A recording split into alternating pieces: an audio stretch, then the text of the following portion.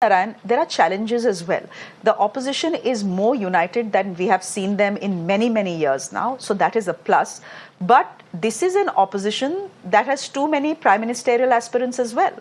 So as leader of opposition, you have pitted Rahul Gandhi as the opposition voice and face against Prime Minister Narendra Modi. But what will keep him straight and honest is also his own allies, who will be breathing down his neck on many issues. Yeah, I think, Shreya, let me first begin with a one-liner. The Cadbury's advertisement you had Amitabh Bachchan saying Pappu pass ho gaya. So it seems to me that Rahul, who was called Pappu, has now become a pass ho gaya type. But let us ask ourselves some serious questions. First of all, Rahul was considered very gauche, by saying things that were, yourself, you used the word parachuting. But the point is that he's converted his weaknesses into strengths by 2 or 3 stylistic aspects, which might help him in the current parliament. Because I'm reminded of John Chambers of Cisco. I've covered technology as a correspondent.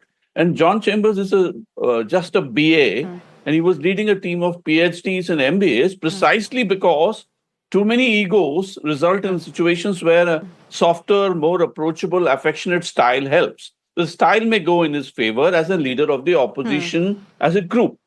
Now, Karan's point about his parliamentary record in a very conventional sense of the MP is now, passé, because we've had a prime minister who has not held a press conference in 10 years. So if you can measure the prime minister by the number of press conferences held, there's no point in measuring opposition leader by the number of questions asked or the hours spent. As I see it, there are one big advantage and one big disadvantage. Let me put things on the balance. The advantage of Rahul Gandhi is that he's become a very good evangelist. The number of seats won on the Bharat Jodo Yatra by Congress is one good statistic to use that. He's become quite articulate and in your face on ideological matters. But on administrative matters, the jury is still out.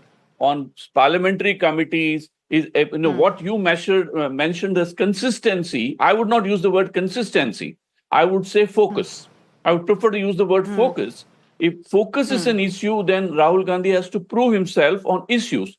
But please remember, now this is something I've said many times, BJP and Congress have the opposite problems. BJP has a very strong couple of leaders, and the talent famine, I may say this again, begins at number 6. Congress is the opposite. It's got a lot of middle order batsmen who are very solid. And if they help him from behind, you have very solid brains in the Congress who are consciously keeping themselves in low profile. If they want, each of them is actually prime minister material. But the way Congress functions is very different from the way BJP functions. That's the interesting point. Here's we need the to thing. look up. We have a leader of opposition. True, but here's the point. India is getting a leader of opposition in almost a decade because no party in the last 10 years has actually had the numbers to have a leader of opposition. You require at least 10% MPs, roughly amounts to 55. No party in the last 10 years has got those many seats. The Congress this time has 99, which means Rahul Gandhi is leader of opposition. This is his chance. Will he deliver? Well, he has 5 years to do so. We'll see.